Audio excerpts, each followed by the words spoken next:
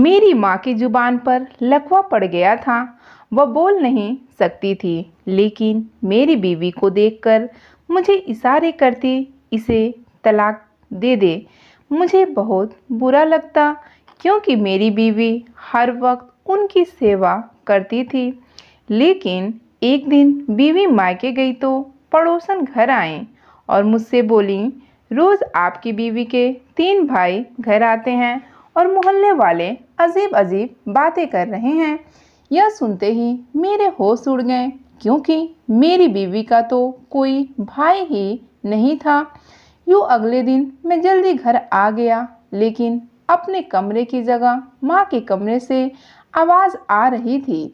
मैं जो ही अंदर गया, मेरी जान निकल गई, क्योंकि आज फिर अम्मा मुझे इशारे से कह रही थी कि अपनी बीवी को तलाक दे दे, क्योंकि वह बोल नहीं सकती थी। उसकी जुबान पर कुछ दिनों से लकवा हो गया था, इसलिए वो इशारे से बात करती थी। जब से अम्मा को लकवा हुआ था, मुझे लगता था कि माँ के दिमाग पर भी असर हो गया है, जो वह मुझसे मेरा बसा बसाया घर उजाड़ने को कह रही हैं।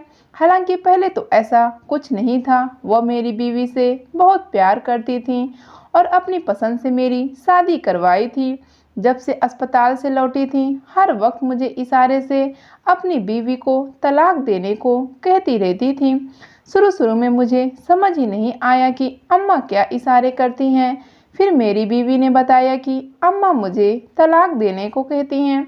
मैं तो हक्का बक्का रह गया कि मेरी बीवी यह क्या कह रही है। भला अम्मा ऐसा क्यों चाहेगी। एक दिन अम्मा से पूछ लिया, अम्मा क्या कह रही हो कि अपनी बीवी को तलाक दे दो। तो अम्मा जोर से सर हाँ में हिलाने लगी। मेरी बीवी को बुरा भला कहने लगी, अम्मा क्या हो गया है, अच्छी खासी तो आपकी बहू है, आपकी इतनी सेवा करती है, और आप हैं कि तलाक देने को कह रही हैं। मगर अम्मा मानने को तैयार ही नहीं थी। मेरी बीवी बेचारी बहुत रोती थी, कहती, अम्मा को मुझसे क्या दुश्मनी हो गई है। मैंने तो उन्हें कुछ भी नहीं कहा, मैं तो दिल से उनकी सेवा करती हूँ, फिर भी वह मुझे तलाक क्यों दिलवाना चाहती हैं। ऐसा क्या गुनाह कर दिया है मैंने। मैं इन हालात से बहुत परेशान था, क्योंकि मैं अच्छे से जानता था कि मेरी माँ एक शरीफ औरत है और उसने सारी ज़िंदगी किसी का बुरा नहीं चाहा, तो अपने ही बेटे का बुरा कैसे चाहेगी। अपनी परेशानी एक दोस्त से शेयर की तो उसने कहा, हो सकता है तुम्हारी बीवी तुम्हारे जाने के बाद तुम्हारी माँ का ख्याल नहीं रखती हो, इसलिए तुम्हारी अम्मा ऐसे कह रही हो। मैंने सोचा हो सकता है ऐसा ही हो, किसी दिन जल्दी घर जाकर देखता हूँ। फिर मैंने सोचा, आज बीवी को कहा था कि मैं घर लेट से आऊँगा, तो आज जल्दी जाकर देखता हूँ कि वह मेरी माँ के साथ कैसा सलूक करती हैं। सच में सेवा करती हैं या सिर्फ कहती है। मैंने ड्राइवर को फ़ोन करके कहा कि गाड़ी पार्किंग से निकालो, मुझे घर जाना है। थोड़ी देर बाद मैं घर की तरफ रवाना हुआ था। मैंने गाड़ी को बाहर ही खड़ा रहने दिया। मैं नहीं चाहता था कि गाड़ी की हॉर्न की आवाज़ सुनकर मेरी बीवी सतर्क हो जाए। मैंने चौकीदार को फ़ोन करके दरवाज़ा खोलने को कहा और घर के अंदर चला गया। मैं दबे कदमों अम्मा के कमरे की तरफ चल पड़ा। कमरे के अंदर से मेरी माँ की चीखने की आवाज़ आ रही थी। मेरा दिल दहल गया कि क्या वाकई मेरी बीवी मेरी माँ के साथ बुरा सलूक करती है। मैं अभी गुस्से से दरवाज़ा खोलना ही चाहता था कि कमरे के अंदर से मेरी बीवी के मिमियाने की आवाज़ आई, माँ प्लीज़ खाना खा लेना, जिद नहीं करें। जवाब में बर्तन गिरने की आवाज़ आई। मेरी बीवी रोते हुए बोली, आपने सारा खाना मुझ पर गिरा दिया। मगर कोई बात नहीं, मैं दोबारा लेकर आती हूँ। आप खाना नहीं खाएंगे तो दवा का असर नहीं होगा। मैं अक्का बक्का रह गया था कि मेरी गैर मौजूदगी में यह सब हो रहा है। मैं समझ रहा था कि मेरी बीवी मेरी माँ पर जुल्म करती होगी, मगर यहाँ तो मामला ही उल्टा निकला था। माँ ने मेरी बीवी का जीना मुहाल करके रखा हुआ था। दरवाज़ा खोलकर मेरी बीवी बाहर आई तो मुझे देखकर चौंक गई। कहने लगी, आप इतना जल्दी कैसे आ गए, आपने तो रात में आना था। मैंने उसके कपड़ों की तरफ देखा तो उन पर खाना गिरा हुआ था। उसका हाथ जला हुआ था। शायद अम्मा ने हाथ मारकर गर्म चाय भी उस पर गिरा दी थी। मैंने पूछा, यह सब क्या है? तो वह दुखी होकर बोली, यह तो रोज की कहानी है। आपकी माँ मेरे साथ रोज ऐसा ही करती। मैंने आपको इसलिए नहीं बताया क्योंकि मैं माँ बेटे में दरार नहीं पैदा करना चाहती थी। मैंने अम्मा को अफसोस से देखा, जो एक बार फिर सर हिलाते हुए इशारे कर रही थी कि अपनी बीवी को मैं घर से निकाल दूं। मुझे बहुत बुरा लगा कि जाने मेरी माँ क्या चाहती है। मैं वापस ऑफिस चला गया। उस दिन के बाद से मैंने अपनी बीवी पर शक करना छोड़ दिया, क्योंकि मैं अपनी आंखों से देख चुका था कि वह मेरी माँ को अपनी माँ समझती है। दिन इसी तरह गुजर रहे थे और हर गुजरता दिन मेरे लिए बहुत तकलीफ देता, क्योंकि मैं अपनी माँ को छोड़ना भी नहीं चाहता था और रखना भी नहीं चाहता। सच बताऊं तो मैं अपनी माँ से बहुत तंग आ चुका था। मैं उनकी यह फरमाइश पूरी नहीं कर सकता था कि उनके कहने पर अपनी बीवी को तलाक दे दूं। लेकिन फिर ऐसा हुआ कि मुझे एक सख्त फैसला करना पड़ा। मेरी बीवी की तबीयत एकदम खराब हो गई तो उसे अस्पताल ले गया। वहां जाकर मालूम हुआ कि वह उम्मीद से है। मेरी खुशी का तो कोई ठिकाना नहीं था, लेकिन बीवी मुझे खुश नहीं लगी। मैंने कहा, खैरियत तो है? तुम खुश नहीं लग रही, बल्कि परेशान लग रही हो। कहने लगी, अम्मा की वजह से परेशान हूँ। वह तो पहले मुझे इस घर से निकालना चाहती हैं, अब पता नहीं यह सुनकर क्या करेंगी। मुझे लगता था कि अब अम्मा यह खबर सुनकर बहुत खुश हो जाएगी और अपनी नफरत को ख़त्म कर देगी, और ऐसा ही हुआ। जो मैंने अम्मा को यह खबर सुनाई तो वह बहुत खुश हुई। मैंने बीवी को कहा कि तुम्हें अब सिर्फ अपना ध्यान रखना है। अम्मा की सेवा के लिए मैं एक नौकर या नर्स रख लूँगा। तो वह बोली, अरे मैं ऐसे कैसे आपकी माँ को नौकर के भरोसे छोड़ दूँ? मुझसे बढ़कर भला माँ का ख्याल कौन रखेगा? मेरी बीवी वाकई बहुत अजीब थी। उस वक्त भी अम्मा का सोच रही थी। मैं बहुत खुश था कि मैं अब बाप बन जाऊंगा, लेकिन मैं क्या जानता था कि मेरी किस्मत में क्या लिखा है। एक हफ्ते बाद की बात थी कि मेरी बीवी का फ़ोन आया कि तुम्हारी माँ ने मुझे धक्का दिया है, मुझे बहुत तकलीफ़ हो रही है। मैं उसे लेकर भागम भाग अस्पताल पहुंचा, मगर देर हो चुकी थी। हम अपना बच्चा खो चुके थे। यह सब मेरी माँ की वजह से हुआ था और मुझे यकीन नहीं हो रहा था। मैंने घर आते ही अपनी बीवी को कहा कि अम्मा का सामान पैक करो, मैं उन्हें ओल्ड होम में छोड़कर आता हूँ। वह सुनकर घबरा गई, कहने लगी, नहीं, ऐसा जुल्म मत करना।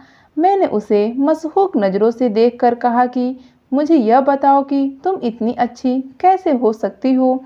या तो तुम वाकई में अच्छी हो या अच्छी बनने का नाटक कर रही हो, वरना बेटा होकर मैं माँ से तंग आ गया हूँ और तुम बहू होकर नहीं हुई।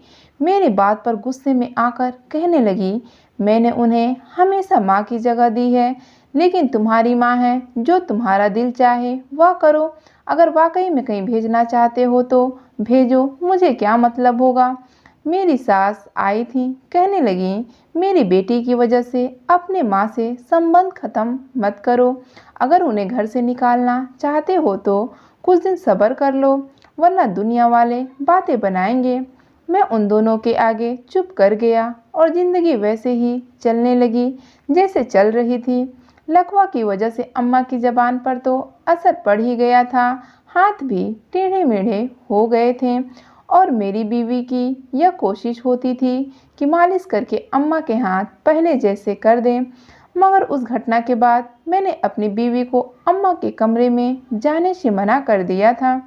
छुट्टी वाले दिन की बात है, मेरी बीवी मायके गई थी। पड़ोसन आई और बोली, हम सब मोहल्ले वालों को आपसे शिकायत है। मैंने हैरान होकर पूछा, जी कहिए। कहने लगी, रोज़ आपकी बीवी के 3 भाई आपके घर आते हैं और यह सिलसिला पिछले कई दिन से जारी है। मोहल्ले वाले अजीब अजीब बातें कर रहे हैं, क्योंकि आपकी बीवी के भाई शकल और हुलिया से शरीफ आदमी नहीं लगते। आप उनका अपने घर में आना बंद कर दें। यह बात सुनकर मैं दंग रह गया, क्योंकि मेरी बीवी का तो कोई भाई ही नहीं था। मुझे याद आने लगा कि मेरी बीवी से मेरी मुलाकात कैसे हुई थी। माजरा मेरी आंखों के सामने घूमने लगा। 1 साल पहले की बात थी। रात के 8 बज चुके थे। उस दिन मुझे दफ्तर से निकलते देर हो गई थी, क्योंकि आज काफ़ी काम था। अम्मा काफ़ी देर से फ़ोन किए जा रही थी कि घर कब आओगे, इसलिए बाकी का काम कल करने का सोचकर मैंने घर जाने का फैसला किया। गाड़ी रोड पर डालते ही मुझे ठंड का एहसास हुआ, क्योंकि रात के उस पहर सर्दी ज़्यादा हो जाती है। थोड़ी ही दूर गया था कि एकदम गाड़ी को कुछ होने लगा। वह दाएं बाएं झूलने लगी। मैंने ब्रेक पर पाँव रखकर गाड़ी रोकने की कोशिश की, मगर इतनी देर में गाड़ी सड़क के एक तरफ पेड़ से टकराकर रुक गई। मेरा सर डैशबोर्ड से टकराया और फिर उसके बाद मुझे होश ना रहा कि मेरे इर्द गिर्द क्या हो रहा है। होश आया तो खुद को अस्पताल के एक कमरे में पाया। मुझे बहुत हैरानी थी कि मुझे यहाँ कौन लाया होगा, क्योंकि जिस वक्त मेरा एक्सीडेंट हुआ उस वक्त वहाँ कोई नहीं था।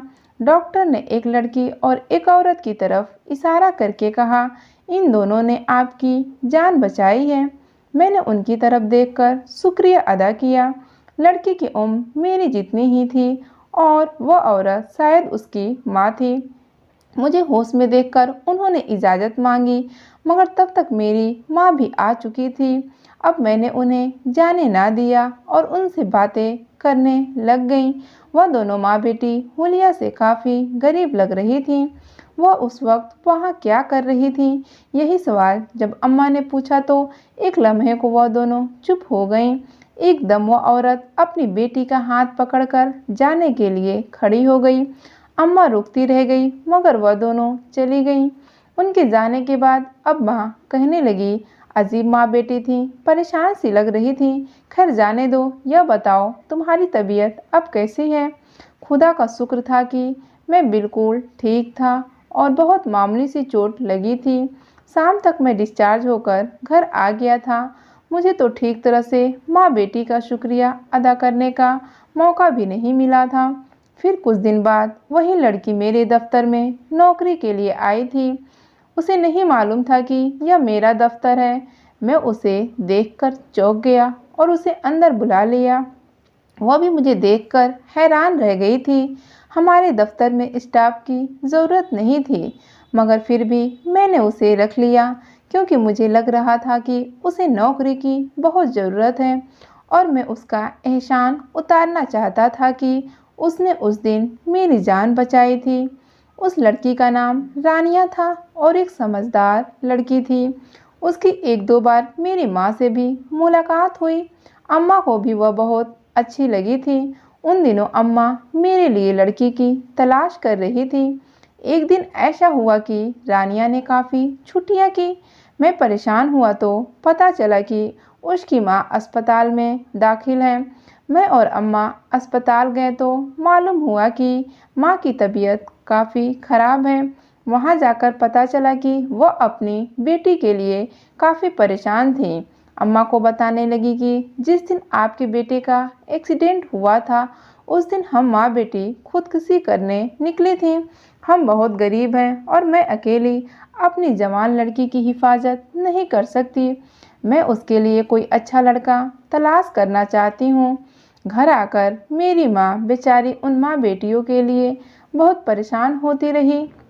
2 दिन बाद अम्मा ने मुझसे पूछा कि मैं तुम्हारी शादी करना चाहती हूँ, क्या मैं अपनी पसंद की लड़की से करवा दूँ? तो मैंने कहा, हाँ करवा दे, मुझे कोई एतराज़ नहीं है। अम्मा ने मुझे कहा कि मुझे तो वही लड़की पसंद है जो तेरे दफ्तर में काम करती है, रानिया। मैं उसे अपनी बहू बनाना चाहती हूँ।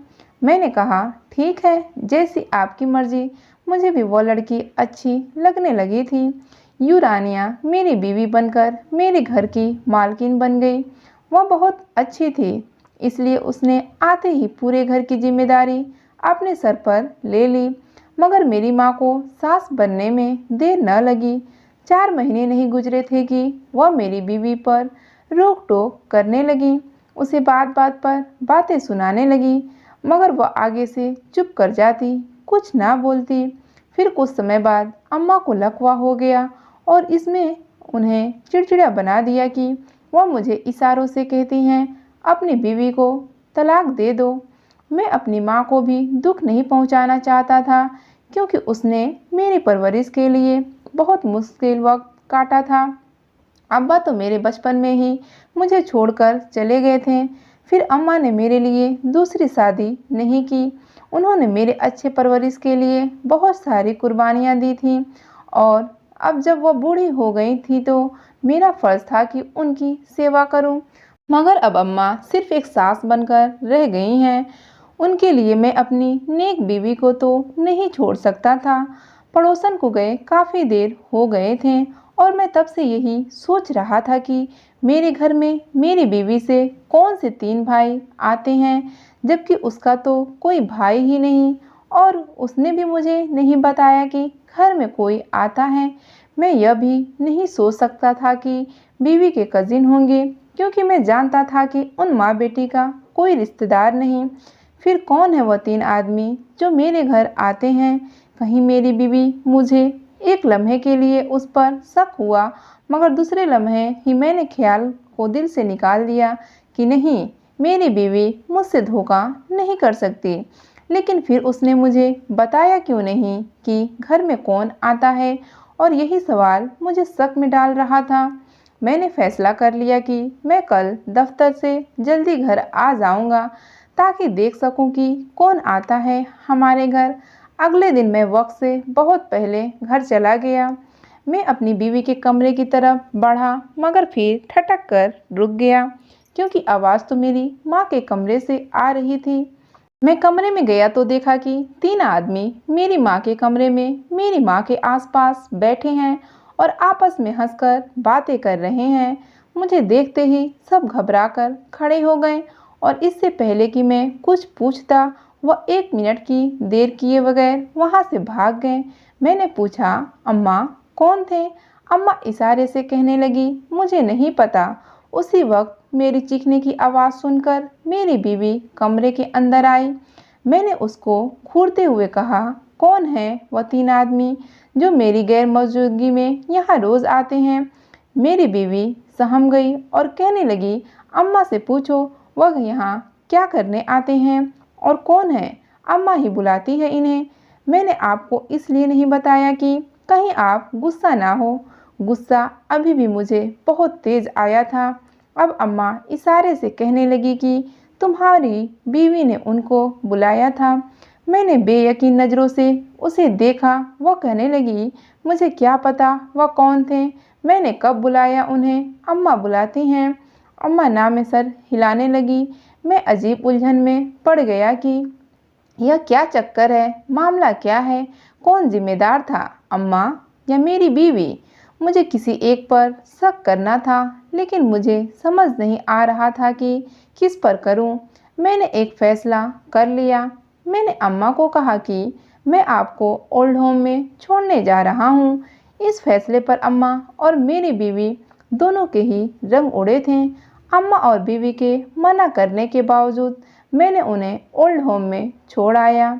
मैं यह करने के बाद घर आया तो मेरी बीवी मुझसे लड़ने लगी कि अम्मा को क्यों छोड़कर आए हो। मैंने कहा, तुम भी ऐसा करो, कुछ दिनों के लिए अपनी माँ की तरफ चली जाओ। मैंने ज़बरदस्ती उसे भी उसकी माँ के घर भेज दिया। मैं कुछ देर अकेला रहना चाहता था, ताकि सुकून से सारे मामले की जांच पड़ताल करूं। अम्मा को मैं वहां इसलिए छोड़कर आया था, क्योंकि मैं चाहता था कि मैं अम्मा की निगरानी करूं और फिर देखूं क्या होता है। वह तीनों आदमी अम्मा से मिलने वहां जाते हैं या नहीं। मैंने वहां के मैनेजर को कह दिया था कि जब भी मेरी माँ से कोई मिलने आए तो उसी वक्त मुझे खबर करें। मैंने अपनी बीवी को तो उसकी माँ के घर भेज दिया था, मगर वह अगले ही दिन वापस आ गई और मुझ पर जोर देने लगी कि मैं अम्मा को वापस ले आऊं।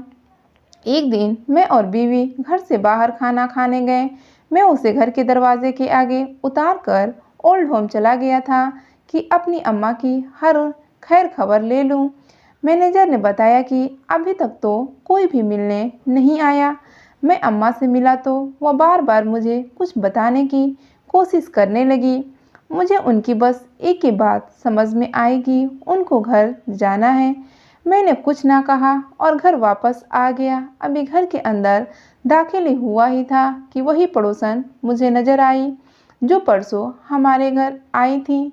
मुझे देखकर वह भागकर मेरे पास आई और कहने लगी, जब आप दोनों मियाँ बीवी घर पर नहीं थे तो मैंने फिर उन तीनों को आपके घर से निकलते देखा। कौन थे आखिर वह 3 लोग? और फिर मैंने चौकीदार से पूछा तो वह कहने लगा कि वह तो पहले भी आते रहते थे, इसलिए मैंने आज भी जाने दिया।